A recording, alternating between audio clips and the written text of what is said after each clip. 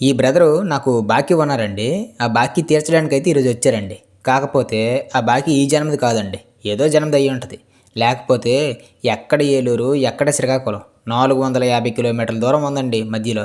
అంత దూరం నుండి మన దగ్గరికి పీపీఎఫ్ చేయించుకోవడానికి వచ్చారంటే అది ఏ జన్మలో రుణమో కదండీ!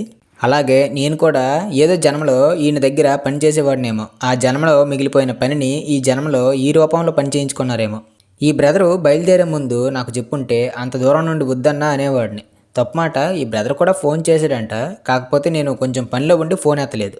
ఒకవేళ ఫోన్ ఎత్తుంటే మాత్రం వద్దనేసేవాడినండి అంత దూరం నుండి ఎందుకనేసి. ఒకసారి నీ దగ్గరికి వస్తాను తమ్ముడు వచ్చి పీపీఎఫ్ చేయించుకుంటానంటే ఏదో అలా అనేసారు కానీ అంత దూరం నుండి ఎవరు వస్తారులే అనుకుని ఏదో డేట్ చెప్పేశానండి రమ్మని. ఈ అన్న నిజంగా వస్తారని అయితే నేను ఊహించలేదు. వీళ్ళు వచ్చిన తర్వాత కూడా అన్నాను, వచ్చే దారిలో వైజాగ్లో కూడా ఈ పని చేసే వాళ్ళు చాలామంది ఉంటారు కదన్నా, అక్కడైనా అడగాల్సింది ఎవరికైనా, ఎందుకంటే మీకు 100 కిలోమీటర్లైనా తగ్గుతుంది కదా అని అన్నాను.